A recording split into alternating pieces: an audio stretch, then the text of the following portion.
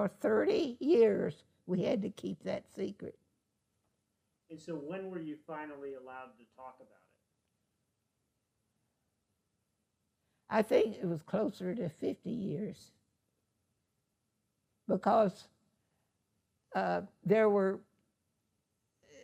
different dates of discharge for the military people. So they kept saying, you know, don't give away any secrets. Don't give away any secrets. You got to keep your mouth closed for 30 years. And as I say, it turned out to be more like 50 years.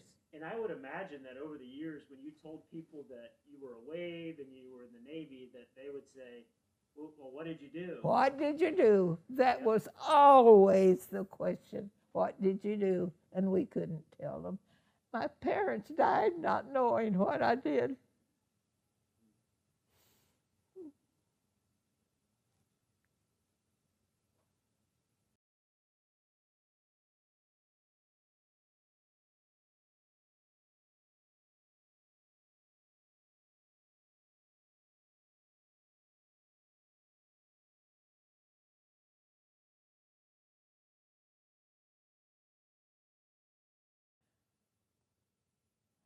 Well, I thought the Navy was spiffy. I thought that the Navy had, well, in the first place, it was harder to get in the Navy than it was the Army.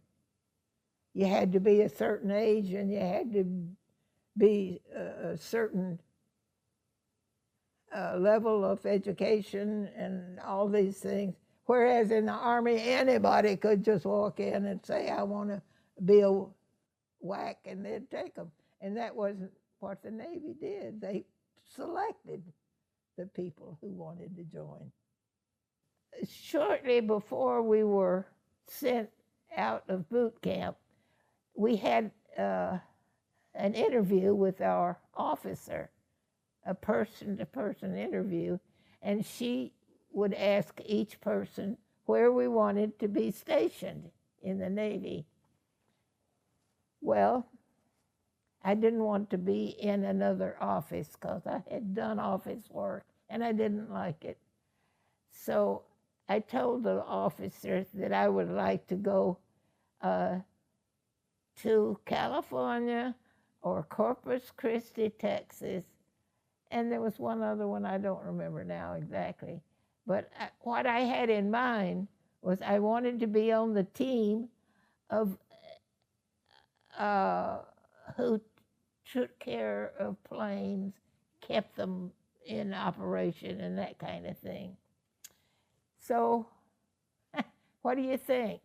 When it came down to the day we had to leave, they sent me to Washington. I told her, I said, I want to go anywhere but Washington, D.C. So that's where I went, to Washington, D.C. And from there, they took us to the Annex in Washington, D.C. Now, the Annex was a former girls' school, Mount Vernon Girls' School, out on Nebraska Avenue. So we met at this little chapel, and that is where Lieutenant Church gave us the, what would you call it? The business of security. That was the main thing, security. And I remember his telling us that if you're caught telling any secrets, you will be treated exactly like men have been treated in wartime if he's considered a traitor. Well, he didn't say we'd be shot, but he led us to believe we would be shot if we were caught telling secrets. So right then and there, it was laid down to us that there would be no telling. It scared the living daylights out of me because I thought, what am I into? I never have been in such a situation before that I was going to be shot if I opened my mouth. And the thing that, as I look back on it now, the thing I'm impressed with, there were 10,000 waves in Washington. Now, they were not all on naval intelligence, but a heck of a lot of us were. And we kept the secret. Can you imagine 10,000 women keeping a secret? The annex had 2 rows of fencing, one about 10 feet from the other one. And the gate was guarded by Marines with these wicked-looking guns. And we had to check in every time we went to the annex. We lived across the street in the barracks and worked on the other side of Nebraska Avenue. So all we had to do was cross the street to get to our jobs. And every time I went through those gates, it was a strange feeling because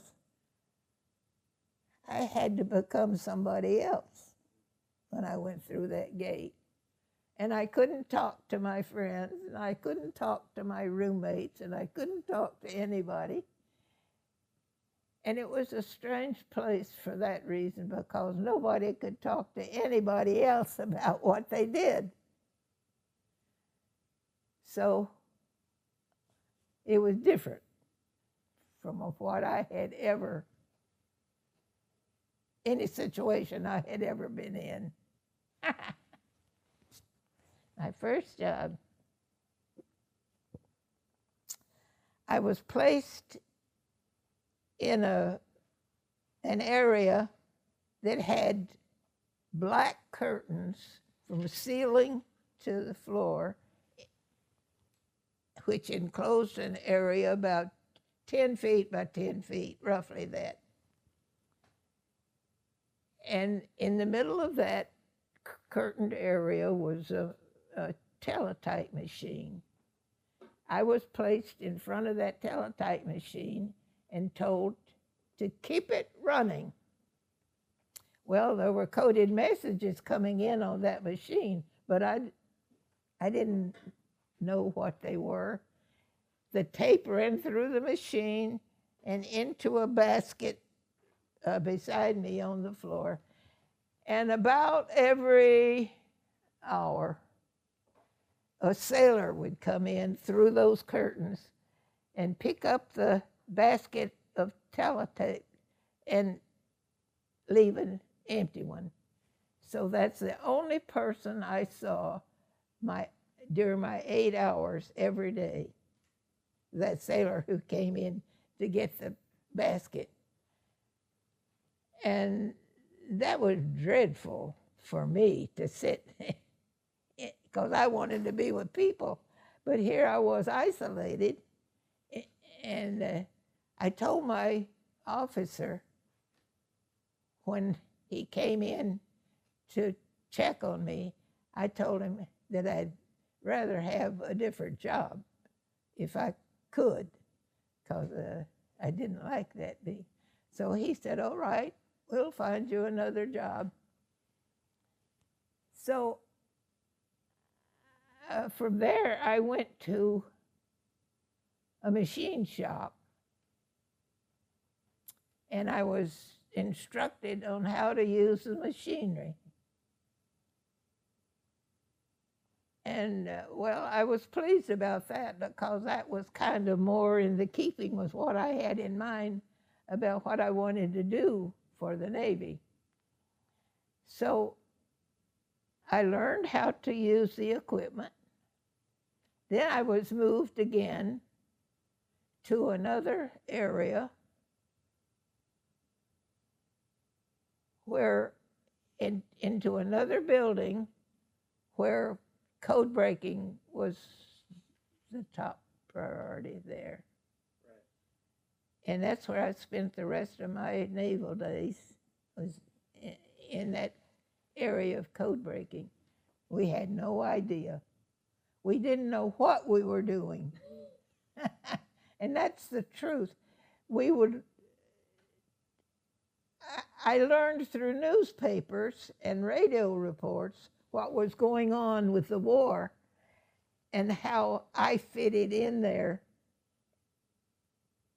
And that's the only way you knew, was reading newspapers and I learned through radio and reading newspapers that the annex was heavily involved in trying to break the code of the Germans who were sinking our supply ships and our boats